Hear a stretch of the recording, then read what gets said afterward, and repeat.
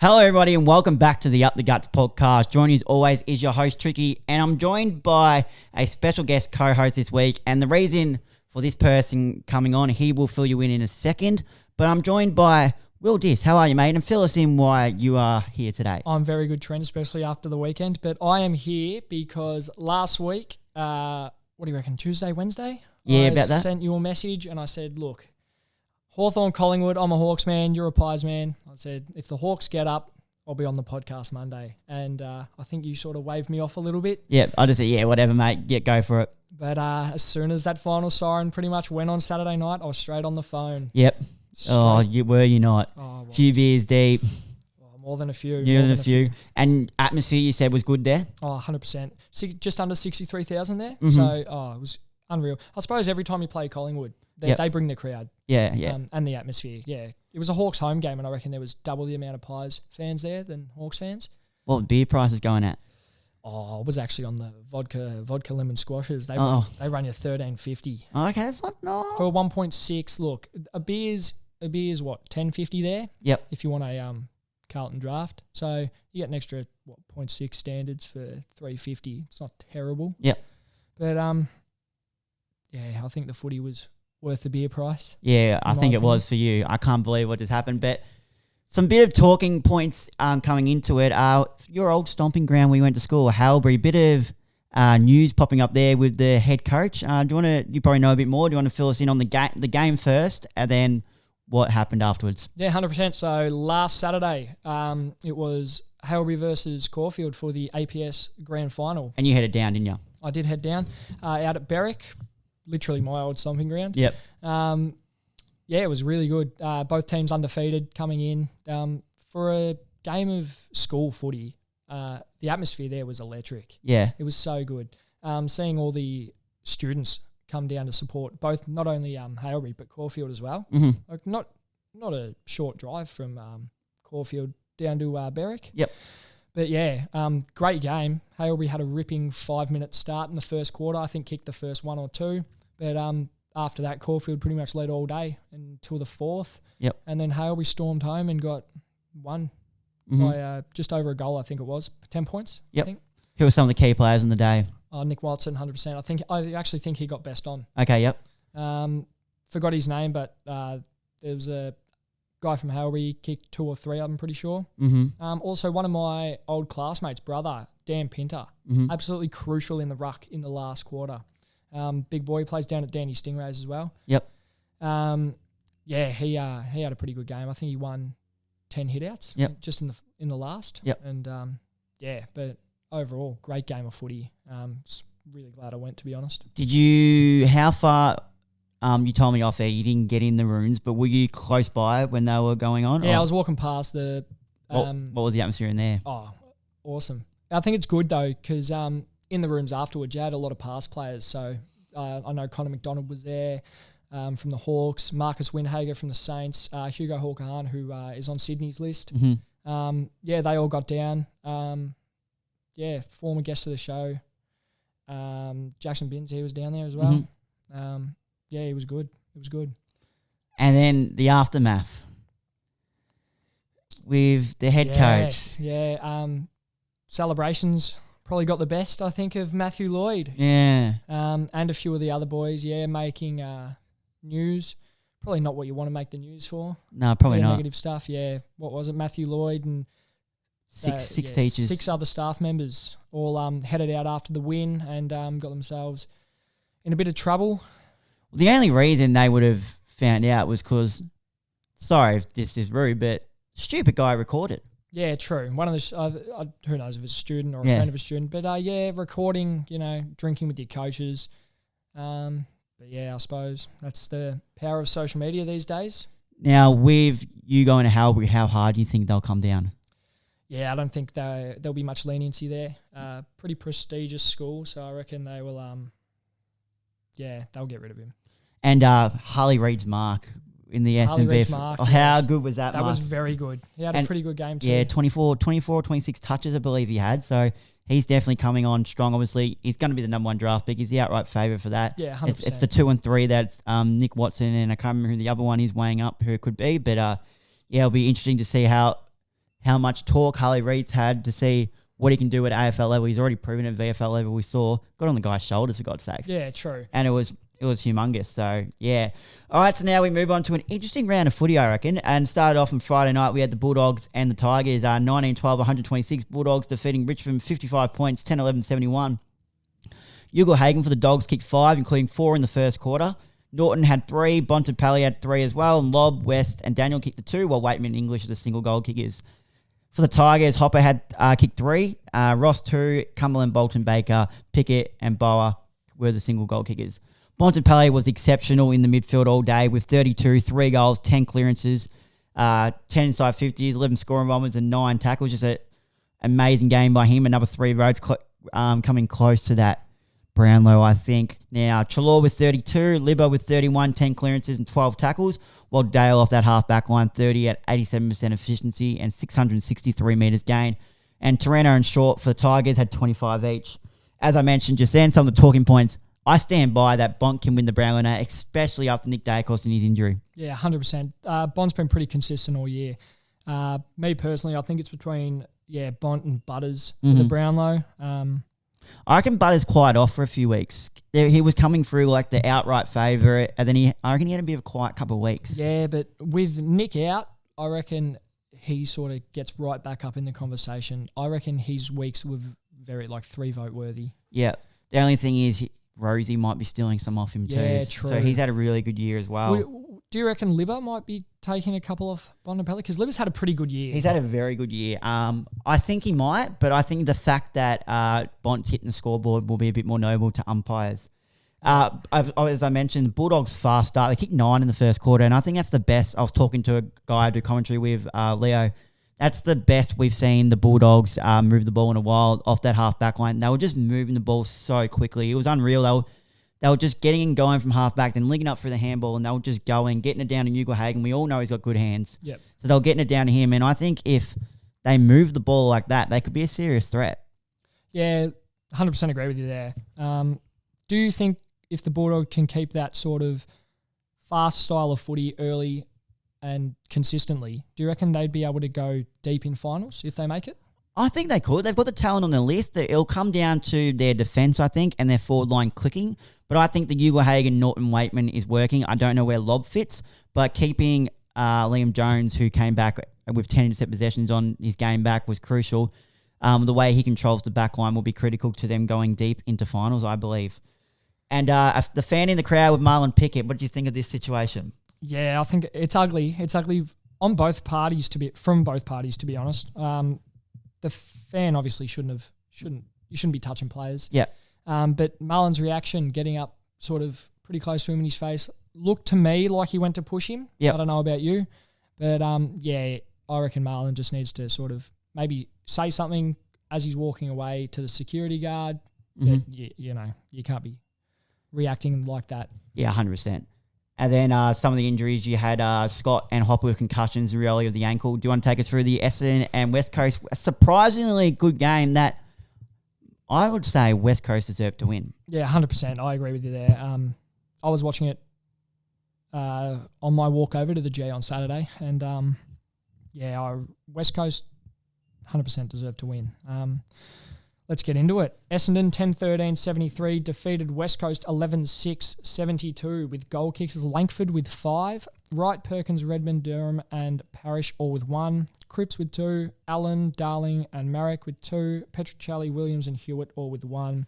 Disposals, Parrish classy as always with 33, 9 clearances, 13 score involvements. Hind had 31 with 81% efficiency, 592 metres gained.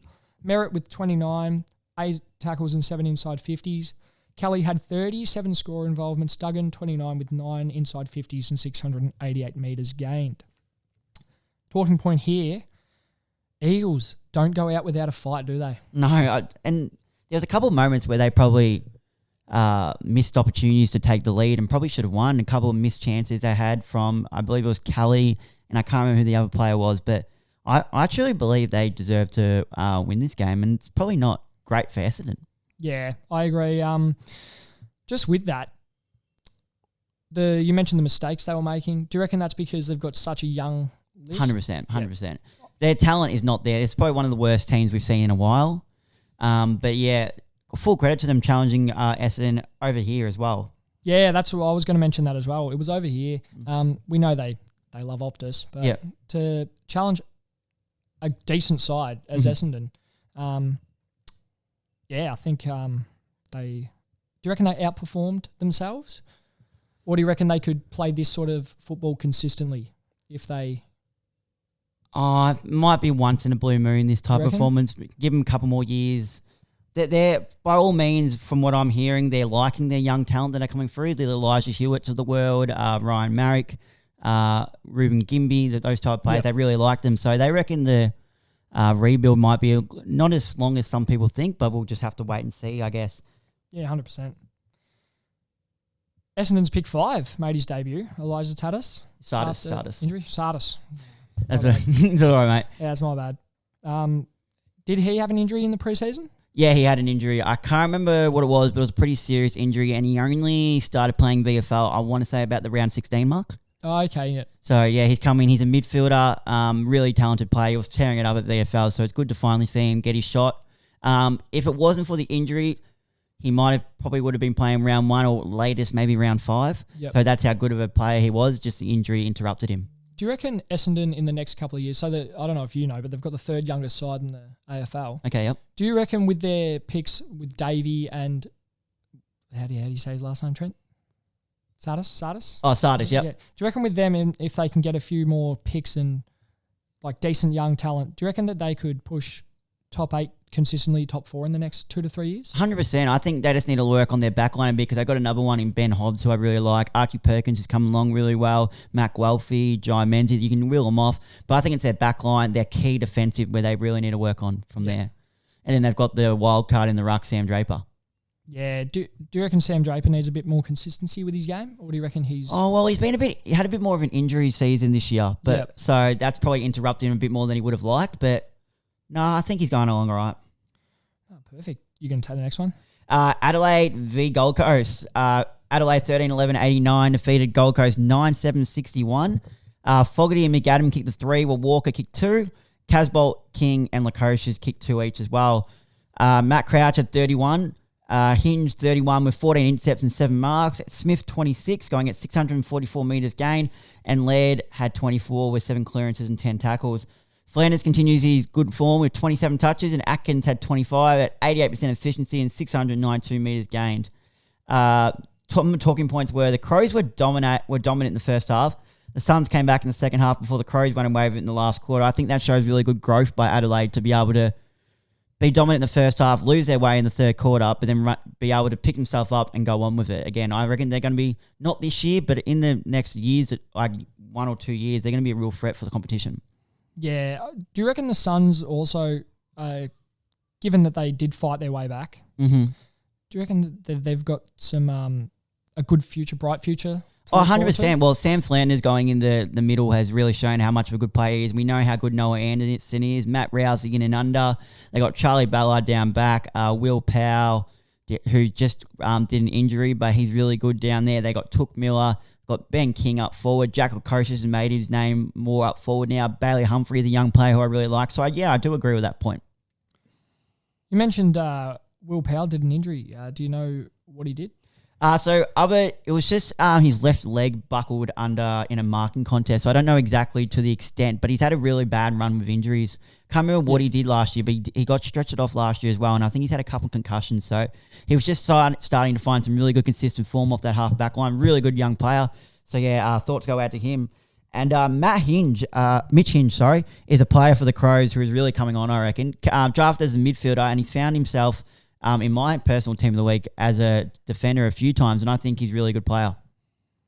Yeah, I personally haven't heard of him much, but yeah. And the Crows may have found another player in defence in James Bowlers, who had a debut to remember. I was being drafted as a Category B rookie in 2020. He collected 18 touches, 8 intercept possessions, 9 marks and 4 tackles. It's a pretty good debut if you ask me. Yeah, it's pretty, especially being a Category B rookie. I know it's hard to find some form in the AFL coming from that low in a draft or getting picked up, but that's really good for him, especially making his debut 3 years after being drafted as well. Yep. Next game, mate. You go for it, mate. I'll go for it. Hawthorn versus Collingwood. Hawthorn 16,905 defeated Collingwood 11 goals, 773. Goal kickers Bruce with 3, Ryan with 3, Lewis 2, Moore 2, Morrison 2, Newcomb, Kazitsky, Reeves and Weddle. Elliott with 3, DeGoey and McStay with 2, McCreary, Pendlebury, Nick Daicos and Hill all with 1. Disposals, James Sicily, 89% efficiency, 19 marks, 11 intercepts and 3 goal assists. With Nash, the 37? 37 touches. 37 touches. Nash with 31 touches, 81% efficiency, 6 clearances, 7 score involvements. Will Day with 29, 8 inside 50s. Newcomb 28, Wingard with 26 and 7 score involvements. For the Pies, Crisp had 28, 8 marks, 547 metres gained. Pendlebury 23 with 6 clearances and 7 tackles. Big talking point here. The Hawks stun top of the ladder Pies, who have looked unbeatable this season at times. I think what you guys got us was your pressure, your speed, your toughness, and your contest around the clearances. You smashed us in centre bounce clearances. Yeah, I think it was 18-3 or something. Yeah, that really surprised me actually, because we played one ruckman, Ned Reeves, and our secondary ruckman was Jacob Kaczynski, who finds himself as should be, in my opinion, a key forward. Yep. So that was an interesting tactic I found. You guys dropped Meek? Yeah, we did drop Meek after last week's performance against the Saints. Mm-hmm. So, yeah, dropped Meek, brought Reeves in, but, yeah, we just smashed you around the ball in the middle. Yeah. 100%. Someone I was boasting on about all Saturday night, Finn Maginness. Gets his man in Nick Daicos. Unbelievable tagging game. It was. Yeah, 100% it was. I suppose towards the end of the game, about quarter 3, Daicos came off. Yeah. So it wasn't a full display of what Daicos or Finn could do. Yeah. There was no way that Daicos could have had a second half to respond in a way. Yeah, because they moved him down forward in the end. Full forward, they had him, Full yeah. forward, yeah. So I think it's unlucky for Finn that he didn't get a full game to showcase what he's capable of as a tagger, but also I think it's a bit unlucky for Daicos, dealing with the injury. 6 weeks, is it? Yeah, 6 weeks. Hairline fracture of the knee, that's really unlucky. Leaves Collingwood in a good spot, in my opinion, though. They can trial a lot of things. They can understand how their team, going into finals, how they can work without Daicos. Yep. Trial a few other players in the team as well. Mm-hmm. Maybe get a couple blokes their debut. Yep. Bring some boys who haven't had the opportunity this year due to how well you've been playing. Yeah, like Finn McRae, Josh Carmichael, just to name a few. Maybe Jack Ginnivan gets another go. Who knows? Maybe move Bobby Hill or someone. Even give Ginnivan a go in the middle, something like that. Just little changes like that. It gives Collingwood a lot of flexibility now, I think, with their team. What did you notice with Finn Maginness and what he was doing around the ground with Nick Daicos? If you were sober enough to notice. No, I remember most of the game. Well, all of the game. Yeah. But he relentlessness just would not get off him. Mm-hmm. There's some footage that was in the highlights, and it shows that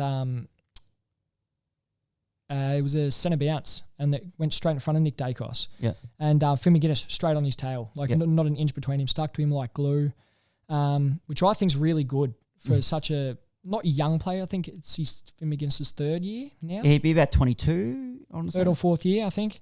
But yeah, unbelievable. But everyone knows Finn Maginness is a tagger, so I suppose he has that credibility. Yep. It wasn't just a one-off game for him. He's done Lockie Whitfield early in the season with taking him to 6 touches, and I believe he's got Lockie Neal as well before. Yeah, he has had Lockie Neal before. But yeah, I think that's a really good confidence booster for Finn Maginness as well, which is good. One thing I'd like to bring up, one of our mid-season draft picks, Brandon Ryan.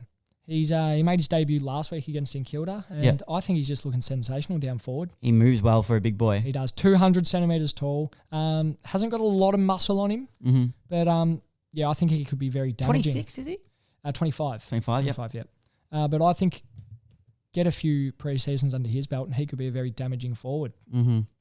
And obviously we mentioned James Sicily was huge. Did you think there was any way Collingwood could have nullified him at all?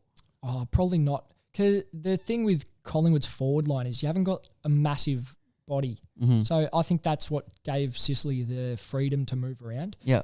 I feel like if you had two decent sides, like if you had Cox in, which you didn't, I know you dropped him for Ash Johnson, but if you had someone like a Mason Cox down there, that ties up James Blank, one of our bigger defenders, and then that brings Sicily to cover someone like Ash Johnson. Myercheck takes him out of the game, stops his run off half back, and I reckon he doesn't have as much of an impact as he did.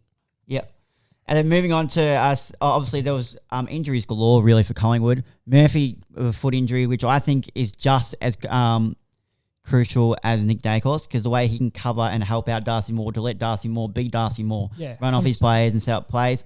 Nick Daicos obviously with the leg, and Tom Mitchell with a quad. Was that a corked quad, or has he torn it? Or I didn't even think it was an injury at first. I thought he came off just to bring Oleg Markov on for pace. Yeah. But then in the match report it says quad, so... Yeah, because I was in the game and I saw Tom Mitchell went off, and on the app it said tactical sub. Yeah. So I was a bit confused. That's what I swear they were just talking about it on when they were doing the commentary, that it was just to bring in pace, because Oleg Markov off halfback, he's electric. Yeah.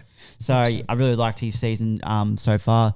Saturday night, this was a really good game as well. Geelong v Port Adelaide, 14-13-97. Geelong defeated an undermanned Port, may I say, 12-13-85. Ollie Henry, that is, kicked 4. Cameron and Myers kicked the 2, while Rioli kicked 4, Palpepper 3, and Marshall with the 2. Some of the disposals. Jeez, isn't this guy having a really good season? Grime Myers, or Messi as some may say, with 24 touches, going at 83% efficiency, took 10 marks, he had 5 goal assists, 12 score involvements, and 558 metres gained. While Tom Stewart doing what Tom Stewart does, getting 23 touches, going at 91% efficiency, 8 intercepts, 7 marks, 10 rebound 50s, and 704 metres gained. For Port, your boy you mentioned before, Butters at 30 with 10 score involvements, 7 inside 50s, and 656 metres gained. Rosie had 27 to go with 7 score involvements and 8 tackles. While Ryan Burton off the half-back line had 25, going at 84% efficiency, 7 intercepts, 8 rebound 50s, and 682 metres gained. Some of the talking points is the Cats now moving to the top 8 by percentage, or has that been updated since I wrote that? I'll double-check it real quick. But I'm pretty sure they are just in the 8. No, they've moved out now. Not. They've moved out now. They're So down. it could have been Carlton came in. Yeah, that is right, yep. So yeah, at the point they were in there, but Carlton's coming now. But what do you think of the Cats this season so far? Oh, they've left a lot to be desired. Mm-hmm. I personally don't believe either Sydney or Geelong deserve a spot in the top 8. Mm-hmm.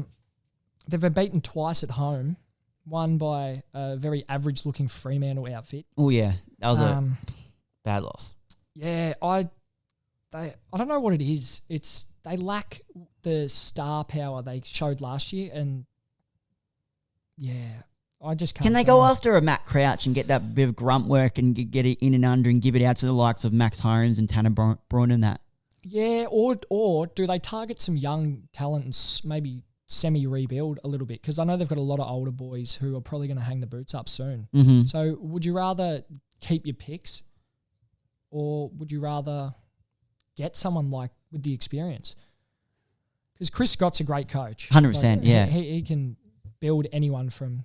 Mm-hmm. But has Jai Clark, their top draft pick, has he made his debut yet? I think he has, but he hasn't played much at all. Yeah, see, you've got those two options. You can target someone with that know-how, footy smarts. Yeah. But I think personally that Geelong should look at the draft, sorry. Yep. Not the trade. Mm-hmm. But where should they start? Midfield?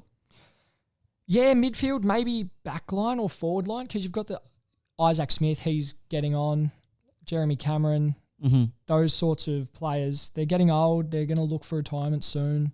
But yeah, I reckon they should look towards the draft, not trading. Tell you what else they need too. They need a ruckman. They do. They really. Sorry, Reece Stanley, but you dog shit. But yeah, true. Well, they've got Jonathan Segler, who from the Hawks, which he looks about 62. Yeah, he's not flash on. I never liked him.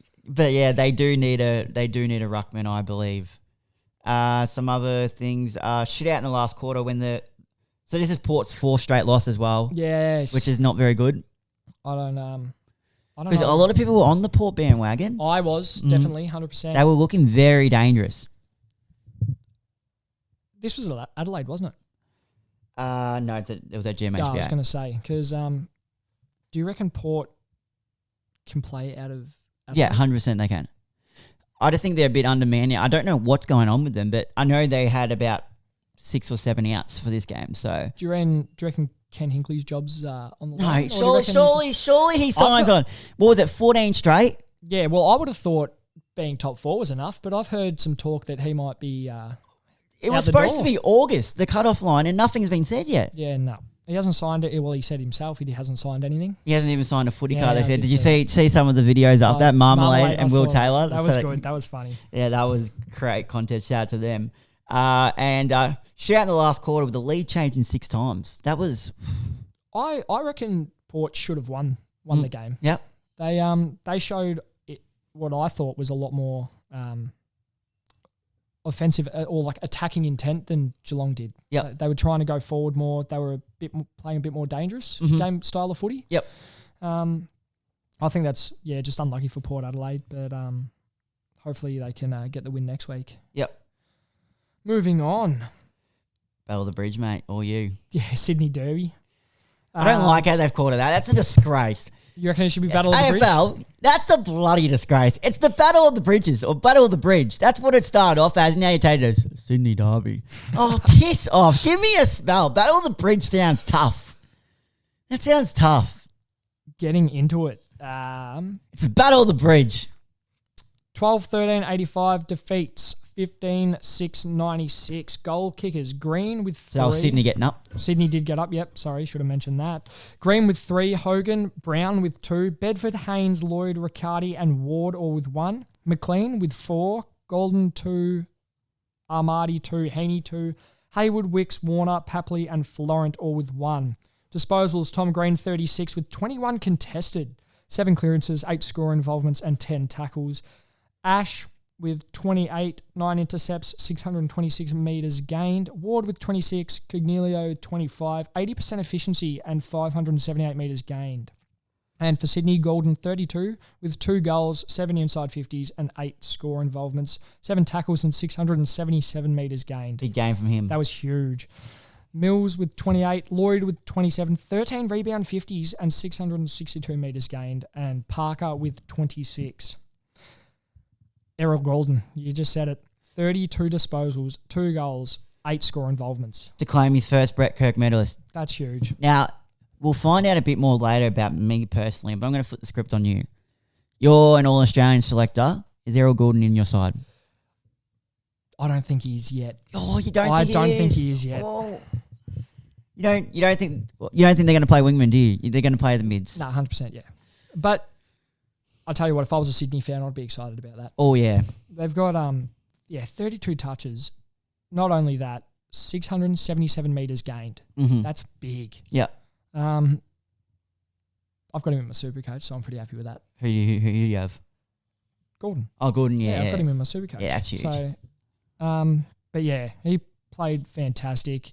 Another 2 or 3 years, 1 or 2 years even. Yeah, he could be one of the best players in the comp. Yeah. He's overtaken Chad Warner, I reckon. Because Chad Warner was the talk I can see what you're saying. Chad Warner was the talk last year. But yeah, I don't reckon he's All-Australian yet. We'll have to see what I think in my team later. Okay. I'll stay tuned for that. Kieran Briggs. Briggsy. We love Briggsy. Comes from absolutely nowhere with 28 hitouts, 20 touches, 8 clearances. He's actually having an extraordinary year. He's one of the best rucks in the comp, and it's like, what? He's like top 4 in the comp. Did you even know about him last year? I kind of knew his name, but I didn't know him. But now it's just every time he gets the ball, Briggsy. And I'll tell you what, the list cloggers, 200 plus love him. Oh, yeah. They love Briggsy, but he just, he gets around the ground too for a big body, gets in there, gets some clearances. I love his work. One thing I've noted from this game, rough game, 3 suspensions. Oh, yeah. All 1 week. We've got Brett Daniels, Toby Bedford, and Braden Campbell. Bedford with the dangerous tackle. That's pretty stock standard stuff. AFL has been doing it all year. Protecting the head. Daniels, rough late contact to the head. That was, I think he collected him with his forearm or shoulder there, just after. And then Campbell's bump to Whitfield. Did you see that? No, I don't think I did. Just head high bump, pretty standard stuff. Pretty standard. Week's fair? Yeah, week's pretty fair. I reckon a few years ago it wouldn't have even probably Play on. Probably a fine or play on, yeah, 100%. Sunday. Now, this was an interesting game to start with. It was. I got excited. I was watching this after I finished watching the Hawks Collingwood Oh, replay. here we go. So North Melbourne v Melbourne, 10-11-71 North, defeated by Melbourne, 15-13, 103 by the 32 points. Eddie Ford kicked 3, Goldstein 2, and Neil Bullen, Pickett, Chandler all kicked 3, while Petrarca, Van Rooyen, and Petty kicked the 2. Some of the disposals, you had the retiring Zeeble with 32 going at 81% efficiency, 12 marks, 7 intercepts, and 10 rebound 50s. Bailey Scott, who I think is having a very good year off the wing, 31 going at 81%. Simpkin had 28, and Davies Uniacke had 27, 17 of those being contested, and 7 clearances. For Melbourne, you had Brayshaw with 37, Hunter with 33, Petrarca with 27, 16 of them contested, 2 goals, 6 clearances, and 12 score involvements. Viney had 26 going with 10 clearances, 10 inside 50s, and 6 score involvements. Some of the talking points this was Alistair Clarkson's return game to the coaching box. It was. Good to see Clarko back. You know, he's always got a soft spot in my heart. Yeah, 100%. It is good to see him back. Did you catch his letter he sent to the members? No, I didn't see it. It was a pretty nice thing for him to do. To North members? Yeah, it was North members, and just basically thanking not only North Melbourne for all they've done for him, not only when he was a player, but now as a coach, just constantly supporting him, especially, you know, with all those allegations that were thrown his way earlier in the year. Yeah. Those racism allegations. I think it's been a tough return to coaching for him. Mm-hmm. Also the ugly way he left Hawthorn to North. Yeah, great to see him back in the box seat. Yeah. And where are we? Kangaroos showed some promise. They led the Demons by 33 points early in the second quarter and were up by at halftime. Yeah, they did play well. Early stages, it was pretty close. Mm-hmm. So I think if North had have maybe kicked, I know they kicked a few behinds in those early stages where it was really close game. I think if they get those couple of goals, they probably jump out to bit more of a lead, probably put Melbourne in a bit of a tricky spot. Yep. And I reckon they could have honestly come away with the win or gone very close to coming away with a win. Mm-hmm. But yeah. And Clarko already made one movement when coming back in the coach's box. So Eddie Ford kicked 3 goals in the first quarter. He was everywhere. But what he did, he took a leaf out of Stephen King's book from last week. So Stephen King put Ben King it was Gold Coast Brisbane, wasn't it? Last week. Yeah, Q-Clutch. Yeah, he put Ben King and told him, said, run around with Harris Andrews. Harris Andrews will take you to the ball. So what Clarko's done, he said to Eddie Ford, Eddie, go play on lever.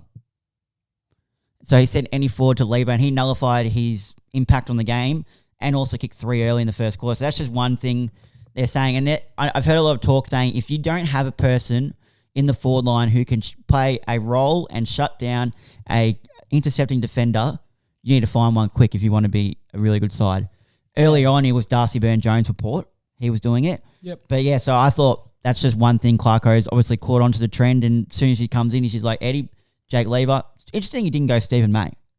Yeah. But Jake Lever, so that was one there. And obviously Petty.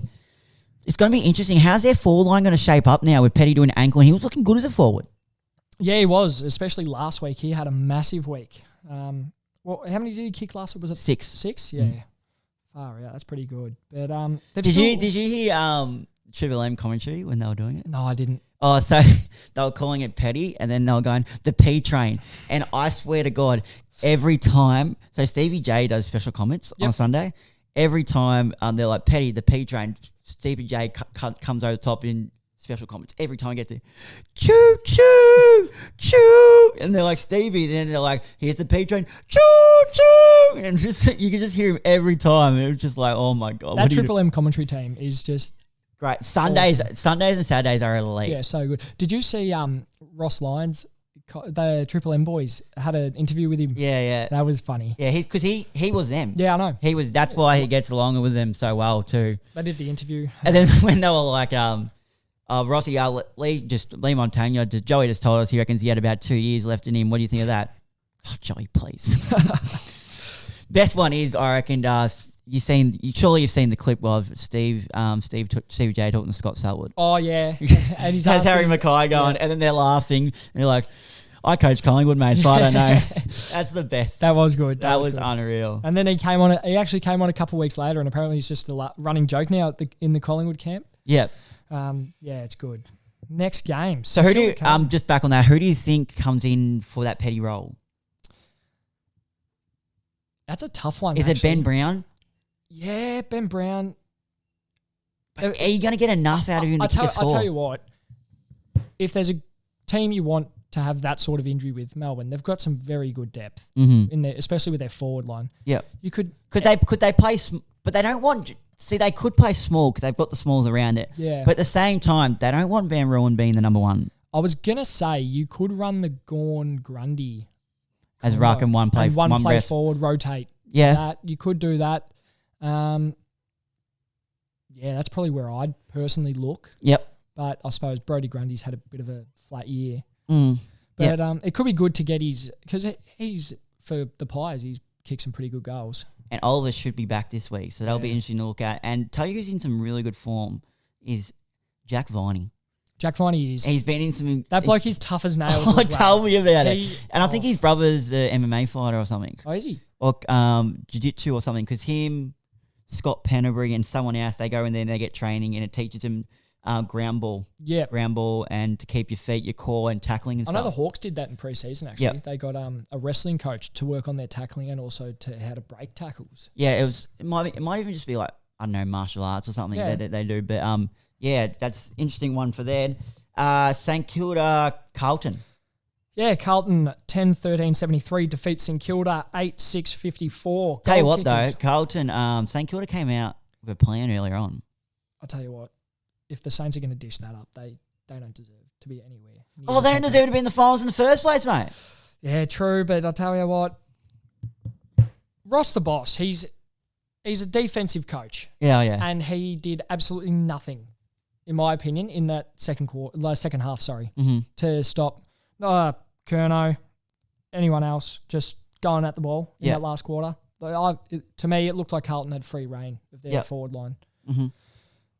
Going into that, goal kickers, King with 2, Butler 2, Higgins, Marshall, Philippou and Crouch with 1, Motlop, Akers with 2, Owies, De Koning, Cunningham, Dow, Charlie Curnow and Martin with 1. Disposals, Mason Wood, 36 with 14 marks, 773 metres gained. Jeez, hasn't he had a good year? Yeah, he has. Turned his career upside down and he's been like one of their best players. He'll come close to their BNF.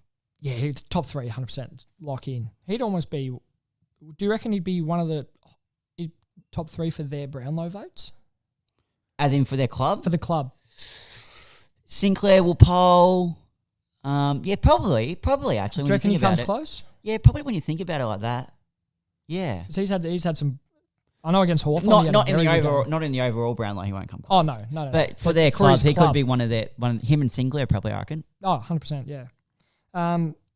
Who else we got here? Crouch with 31, 7 clearances and 9 tackles. Great weekend for the Crouch brothers. Mm-hmm. Great weekend. Newman had 35 touches, 89% efficiency, 13 marks, 10 intercepts, 623 metres gained. Fisher with 32 with 84% efficiency. My boy Zachy Fisher. 551 metres gained. Akers with 27, 11 marks. And Doherty with 26 touches with 6 tackles. Carlton's comeback. That was massive. Yeah. I know we were just talking about it, but geez, St Kilda don't this is going to probably sound stupid, but I don't think St Kilda look much better than Hawthorn. We've beaten them once this year at Marvel. Yep. And this might sound just stupid, probably is, but I'd be more excited to be a Hawks fan right now than a St Kilda fan. I think you've got better young... Oh, the Saints do have... They got Mitch Owens and Caminiti's someone they found out of nowhere. True, but... I called it earlier on. Saints do not look that good at all. They will finish about 11-12. Yeah, they looked good. They looked very hard. They were performing way better. They were performing outside of what their talent is given. So they were overperforming 100%. Yeah, With the talent they've got, they should not have been top 4 like they were. They were top 4, weren't they? Yeah. At one point, yeah. I think they were first at one point. Yeah, probably, yeah. But, well, who was it? Someone came out and said, I forget who the player was, but came out and said that it's just almost impossible. I think it was Zorko maybe? Yeah. But came out and said that they almost looked impossible to get past, like defensively. But, Callum Wilkie's still had a good season, but yeah. They almost beat Collingwood earlier in the year as well. What was it, 3 points? Yeah, something like that. But, in this after the bye, pretty much, they look almost like a bottom 4 team. Yeah, they shut the bed. Yeah, 100%. I tell you what, Ross won't be cleaning it up because he'll just be like, "Oh, piss off, boys." Yeah, that's I reckon that puts Ross Lyon in a tough spot, coming out like he did, and then obviously obviously year not this year, but not this year, but they'll be wanting a response next year. Oh, 100%. Yeah, and they've missed out on De Koning. Yeah, because obviously he signed on. The only person I think they're still interested in because his dad's the list manager. Jack Silvani. You reckon? Yeah, I've heard rumours about him moving, Carlton possibly not giving him a contract. Oh, okay. Which I think is ludicrous. He's a very good role player. He is, but does he fit Carlton's model? I think so. You need someone who can play those multiple roles. He can play off half back and go forward. He goes in the ruck and he's 6'1" for God's sake. Yeah, true. Yeah, that's a tough one. See, I wouldn't blame Carlton for maybe not giving him a contract. Yeah. They've got some great talent forward. Mm-hmm. Mackay, although he's had a bad year, he's a Coleman medalist. Yeah. I truly think he could pick something up next year, find some form. Yeah. They've got Curnow, Motlop. Mm-hmm. They've got those good forwards, and I don't really see Silvani sticking around there, honestly. But that's just me. Mm-hmm. So I reckon that could be a good get for St Kilda. Yep. But yeah, they look terrible.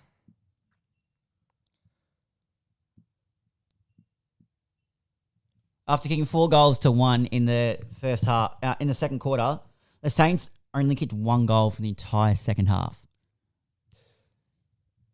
As a club who's in the top 8, you can't be doing that. Oh no, that's disgrace. That's actually disgraceful. It's terrible. That's one that Hawthorn do that, and we're 16th on the ladder. Yep. And we, for example, against Carlton, we didn't kick a goal until the third quarter. Yep. But a team who's wanting to push finals and has been rebuilding for so long. Yep. Had so many coaches in the past, 10 years? Yeah. How many coaches have they had? 3 or 4 changes? Fair few. Too many. They need to find the form. Yep. They can't be doing that. They can't be kicking 1 goal in the whole second half of football. Especially that home ground advantage. Was it Marvel? Yeah, pretty sure it was. They can't be doing that. Yeah, no, they can't. There's no words for that almost. 100%. And I think Nick Newman has had a really good season. I believe he's an underrated defender. He is. Carlton do look good, I will admit. I thought Carlton were gone. That's when Carlton beat Collingwood the other week. I was like, I'm not shocked because, 1, Carlton are looking really good, and 2, this is the Carlton we've been waiting for and predicting all season, and now it's just decided to show up. Yeah. And frankly, it's shown up at the right time. Yeah, true. If there's any time you want to build that momentum, it's going into September. Mm-hmm. Yeah, considering everyone wanted Voss sacked in the first after round. He could argue 6. the coach of the year. The way he's flipped you could argue that. Way he's flipped it mid-season. Yeah, true. But it all comes down to getting together with a few lads, having a piss up with a few beers, telling a half few truths, just going, getting a few beers and going, hey mate, you know I love you, but you're playing absolute shit house. Put your head over the ball. You're a soft as. Yeah. Vossi has really turned it around. It's good. It's good to see. Mm-hmm. Last game, mate. This is your one, isn't it? I'll do it, yep. Fremantle, Brisbane. Another really good game. This was good to watch. And Freo always getting that 440 game on a Sunday. I feel sorry for them. 11-8-74. Freo defeated by Brisbane, 11-11-77. Sturt kicked 3. Frederick and Schultz kicked the 2, while Amos and Jackson, Corbett and Tracy kicked the 1. Charlie Cameron, that is, kicked 2. Danaher, Gunston also with the 2. McCarthy, Archie, Berry, McCluggage and Hipwood with 1 each. My boy, Caleb Sarong, 35. Anyone that listens to the podcast, you know how much I love Caleb Sarong. 35, 9 clearances, 7 tackles. Jeez, he's good. Brayshaw, 29, 2 goal assists and 6 score involvements. Young had 28 with 7 clearances and 10 tackles, while Berry had 28 and Neil had 25, 8 clearances and 6 tackles. Now, some of the talking points is, I know Neil got into the game a bit more in the second half, but question mark is Hayden Young, the midfielder / run with player, they sent him to Lockie Neal. Yeah, it looks like an interesting tactic, but He's a very good user of the ball, Hayden Young. I know that for a fact, and he uses the ball really well. I'm going to see how if I click on Lockie Neal, because I know he got off the chain a bit. Yeah, so he had 12 touches going into the second half, so he's going to have another 13. But prior to that, he'd only had about, 3 or 4 clearances. So he was doing the job, but he got into the game a bit more. But arguably, you could say Young won the battle because he had the more touches, he laid 10 tackles, he had 7 clearances. So could be a thing to look forward to, and a bit more polish in that, because Brayshaw's polished, but he's also a bit of in and under. Sarong's hard at it. It's a bit more polish in Hayden Young coming. Just that clean footballer. Yeah. Exactly. He's pretty young, isn't he? How? 21? Yeah. Do you know where he plays juniors? Hey? Do you know where he plays juniors? No. Played juniors at Somerville. Oh, okay. Yeah, because his older brother, also Lockie Young, plays at North now. Oh, okay. Yep. Yeah, he was at Bulldogs, got traded to North. Yep. Luke Jackson was huge for the Dockers in the ruck, ran the ground with 44 hitouts, 24 disposals, a goal, 9 score involvements and 5 clearances. He's loving... After a shaky start to the season, he's loving having this number 1 ruck role with Sean Darcy out at the moment. Yeah, it is good. It's good to see. I think that's great for Luke Jackson's confidence. Mm-hmm. Going back home, obviously, it's tough to perform, especially requesting that sort of trade back home. Mm-hmm. But to have 44 hitouts and 24 touches, 9 score involvements from a bloke who's that big and a ruckman, that's just unheard of almost. Mm-hmm. If he can keep up that form, I reckon the Dockers will be looking pretty good in the next year or two. Yep, and Jared Berry stands up in the Will Ashcroft vacant position. Didn't have the same impact Will Ashcroft had, and Will Ashcroft's proving to be, even though it's in his first year, a valuable missing piece to their midfield. So maybe Zach Bailey spends a bit more time in there. Charlie Cameron did spend a bit of time higher up the ground in the second half. It would just be interesting to see. One I would like to see, and I know they've experienced it, they've experimented, with it a bit. Joe Danaher for bursts, even in the ruck or even just as another midfielder. Yeah. Cam Rayner just for bursts. But Joe Danaher is that wild card, I think, in the ruck. When he plays a bit of ruck and gets up the ground, he's ball use, he's got a big kick and he just works hard. And he's a good runner for his height. He is a good runner. I think that the Lions could stick with that. Mm-hmm. Stick with that Joe Danaher in the ruck. Yeah. Because if he can't hit the scoreboard, for example, he can definitely impact other areas of the ground with ease. Mm-hmm. So I think that's a... They've already got Hipwood and who am I missing? Who's the other one? Who's the other tall? Andrews. Oh, no, it's down back. I can't remember. But there's Hipwood, Cameron, Rayner. They've got them all down there. There's someone we're missing, but I can't remember. Anyways, have you got your player that I told you to think of? Remember? Phillips! Great grab. He's been so impressive, this bloke. First quality. Phillips off the ground. Goal! Oh, the big goal! Oh, good tackle on that occasion by Phillips. Aggressive tackle it was by Phillips. First of all, first time hearing the intro live. How do you rate the intro? Intro is awesome. Now, I'll get the ball rolling. I mentioned this bloke before. I think we need a bit more. Obviously, Andrew Phillips, team of the year, it's all about the goers, the ones who just have a crack. So we need a bit of grit. We need some in and under around the midfield. So I'm going to back in my boy Caleb Sarong. 34 touches, 9 clearances. So I think we just need some grit and hunger around the ball in the midfield. That's a good pick. I will give you that. You've got your man. Yeah, I have. You could have your man in the team. For mine, I'm going to go a bit biased here. It was a bit of a toss-up between two of the Hawks boys, actually. But I think I'm going to go with Brandon Ryan in just his second game of football, kicking 3 goals. Gets the arms flowing when you run too, doesn't he? He does. But I suppose what can you do when you're 200 centimetres tall? But for someone his age, 25, he's pretty mature age. You got him through VFL, I believe, yeah? Yeah, Bullants he played Yeah, for. Bullants, yep.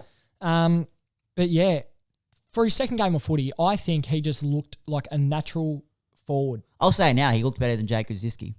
I don't like that bloke. I don't like Yeah, him at all. I don't, he's playing for his career. Could he be delisted at the end of the year? I think he should be, yeah.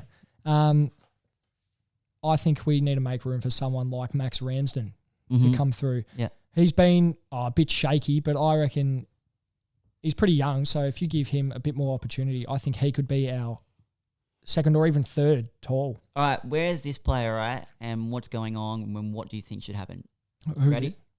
Denver Granger Barras. Oh, it hurts because he was our first, after the premiership glory and all that, he was our first top 10 pick. And with pick, I think it was 6. And we needed, at that point in time, a really good key defender. Is it just a matter of Sicily's taking his spot, or what do you think it is? I think he plays a bigger body role than Sicily does. I think he's the type of guy you send to a bigger forward to have that impact. But I honestly, James Blank's just taken that role, I think, from him. I do like, though, Sam Mitchell giving him a go forward, because I know Clarko only played him a couple of times back when Clarko was coaching. He only played him a couple of times down back, and as soon as he had an off game, he was back down to the reserves. Sam Mitchell's doing the same thing though, isn't he? Yeah, but Sam Mitchell's experimenting a little bit more. Yeah. And I think Sam Mitchell knows, because he obviously coached Box Hill before his Hawthorn time. That's how you got John Newcomb. Yep. And I think that Sam Mitchell's giving him a go elsewhere to sort of prove himself. Yep. And I think if realistically he could be a forward if he wanted to. But I don't think backline's where he's best suited. Okay, yep. But it's a hard thing to say, because you've seen other players, bit shaky and then turn into something great, like Zach Tui, for example. He started at the Bombers a bit shakily. You mean Blues? Yeah, Blues, sorry. Bombers, far out. Blues, but then goes to Geelong and arguably one of their better top 10 players. 100%. So that's a tough one for me, but... because he's such a good talent. He is, and he's big. So, yeah, but coming in touted as a key position backman, and he's sort of not living up to that. Yeah. But I don't know. I feel like he's still young. So 100%. There's still time. Who knows? There is still time. 100%. All right, you ready, mate? Super coach time? No. Or is it? Team of the week and rolling all Australian. We'll start off with the team of the week. My full back line, I've gone with Nick Newman, Callum Wilkie, and Mitch Hinge. Yep. My half back line is Bailey Dale, James Sicily, and Nick Hind. My centre line is Mason Wood, Marcus Bonapelli, and Blake Acres. Yep. My half forward line is Brian Myers, Darcy Fogarty, and Kyle Langford. My full forward line is Cossie Pickett, Jamara Ugle-Hagan, and Ollie Henry. My midfield is Luke Jackson, Errol Goulden, and Caleb Sarong. My interchange is Bailey Scott, Lockie Hunter, Brad Crouch, Dylan Moore, and my sub is Angus Brayshaw. Yeah, you've got that pretty spot on, in my opinion. Dylan Moore had a really Moore, good... he did. There was one passage of play where, I forget who it was, but you were streaming down. You had open player, literally, in the corridor, 20 in front of goal. Dylan Moore just sort of changed his run and he got back. I think I did see that, yeah. And he got back and he just marked it on the line. But, how do you explain it? It was just awesome to watch his craft just with that. He's come a long way. Oh, yeah. He's one for the future for sure. That's pretty good. Rolling all Australian. Let's go. Here we go. So, I can't remember when was the last time. I did this 2 weeks ago, so apologies. I can't remember what the changes were since then, but you'll notice some changes if you hear it. So, my full back line at the moment, James Sicily, Harris Andrews, Sam Taylor. Sicily off the half, not half back? No, I'm going to keep him the full back line at the moment. Okay. Because my half back line, for good reason, is Dan Houston. Yep. Darcy Moore. And Jack Sinclair. Yeah. Darcy Moore the last few weeks, he could, I was about to, he could. But the season as a whole. He had an absolute shocker, I reckon, Saturday night. He was making some just clumsy. Some areas you never see him do. Some clumsy football. You never see him do that either. Yeah, suppose consistency is the hardest thing in football. My centre line is Josh Daicos, Marcus Bontempelli, and I think I'm settled with Marcus Bontempelli being the captain. You going to make that call? I think I am. Oh, but it's Marcus Bontempelli or it's Toby Green. Yeah. I feel like now I think you can call it. I think I'm going to go Marcus Bontempelli as captain. And the other wing is Errol Gordon. Don't agree with you there. My half forward line is Toby Green, Joe Danaher, and Christian Matraka. Yep. My full forward line is Kyle Langford, Charlie Curnow, and Taylor Walker. Surprisingly, you would know Kyle Langford's kicked 41 goals. He has. No, I did read that. He's Essendon's leading goal kicker, isn't he? Mm-hmm. That's huge. And he kicked 5 on the weekend. Mm-hmm. Yeah, that's good. My midfield is Tim English, Jordan Dawson, and Nick Daicos. Yep. My interchange is Tom Liberatore, Connor Rosie, Zach Butters, Caleb Sarong, and my sub is Zach Merritt. Yeah, I don't have any. Oh, actually, apart from Gordon, but Or who would you put there? Just another midfielder? probably, yeah. Like a Butters or a Rosie? Yeah, bring them on. Do you want to go for this? Do we want to go for the Supercoach? Yeah, I reckon we go through it. All right, I'll get it up here. I have had a shocking few weeks. See, I stopped playing for a little bit. And you're back into it? I am back into it, although I'm going to have to do something about Daicos. Yeah, same. And he was, was he your captain? No, Sicily was my captain. Oh, I made that change. I should have captained Bontempelli. See, my thoughts behind that was... What's wrong with Carl Amon? Is he injured? Yeah, he's injured. He's got a knee injury. I'm going to trade him out anyway. He was I had no trades left. Oh, no, I just forgot to do it, I think. Well, yeah, my thinking behind putting Sicily with captain, I thought, we're playing Collingwood. It's going to be down back a fair bit. Yeah. So I'm like, change Sicily with captain, which... Worked a treat. Wow, yeah, he was highest scorer in my team. So games here, we got 4 left. 2,287 defeated Dallas Domination, 2,224. Philly in 2,186 was defeated by a demonstrative, 2,284. Mavs team, 2,174 was defeated by Cokewood Ginnivan, 2,214. In it to win it, 2,312 was defeated by Riles, 2,548. In it to win it, 2,000... Oh, no, that's the one I just did. Sorry. Tricky's Troops, 1,749. Had a shocker. I think it's mainly because Daicos was my captain too. Was defeated by Bailey Sniff, 2,083. Calculations Go Hard, which is Jaden, 1,803. Defeated Bloods and Crips, 1,393.